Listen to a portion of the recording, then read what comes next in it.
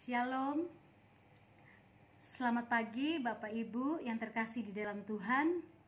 Puji Tuhan, mari kita bersyukur pada Tuhan karena anugerah Tuhan yang Dia limpahkan bagi kita di sepanjang malam hingga pagi hari ini. Dengan penyertaan Tuhan, kita diberkati lagi oleh Tuhan dengan kesehatan, dengan kekuatan, dan berkat-berkat jasmani, berkat-berkat rohani untuk kita semua. Puji Tuhan, pagi hari ini kita bersyukur kalau pembacaan balap kita sudah sampai di Amsal pasal 18 sampai dengan Amsal pasal 20.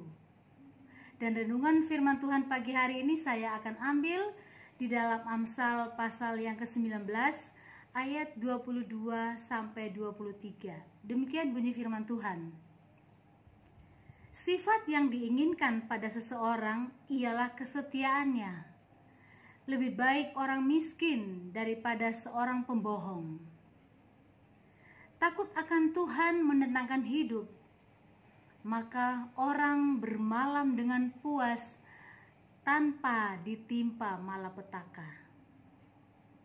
Puji Tuhan, kitab Amsal ini adalah salah satu kitab sastra di dalam Perjanjian Lama yang berisikan tentang nasihat-nasihat, pengajaran-pengajaran, dan kitab ini disebut sebagai kitab hikmat. Nah, mulai dari Amsal pasal 1 ayat 7a berbicara tentang takut akan Tuhan adalah permulaan pengetahuan. Maka di dalam bacaan kita kali ini, dalam Amsal 19 ayat 22 sampai 23 berbicara tentang takut akan Tuhan mendatangkan hidup. Bacaan ini dimulai dengan ucapan di dalam ayat 21, yaitu banyaklah rancangan di hati manusia, tetapi keputusan Tuhanlah yang terlaksana. Dalam ayat ini juga mengatakan sifat yang diinginkan pada seseorang ialah kesetiaannya. Karena rancangan Tuhan yang menentukan kehidupan manusia, maka manusia harus setia kepada Tuhan. Saudara, kesetiaan itu erat kaitannya dengan takut akan Tuhan. Siapa yang hidup takut akan Tuhan akan dipelihara oleh Tuhan sendiri.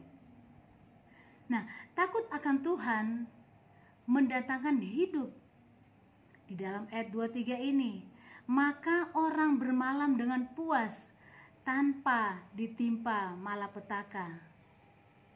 Bagaimana Tuhan memelihara dan menjamin kehidupan seseorang yang takut kepadanya, ya, digambarkan melalui keberadaannya di waktu malam.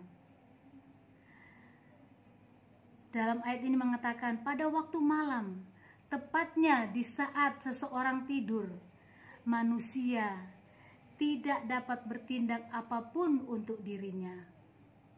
Tetapi saudara, Tuhan akan memeliharanya. Puji Tuhan, keadaan malam dalam tanda petik juga menggambarkan kehidupan manusia yang kelam karena dosa. Dalam keadaan seperti itu, hidup manusia selalu terancam. Tetapi saudara, jangan takut, karena Tuhan selalu memelihara hidup kita. Kemurahan Tuhan akan selalu turun kepada orang-orang yang mengasihi Dia dan orang-orang yang tekun mengikuti perintah Tuhan.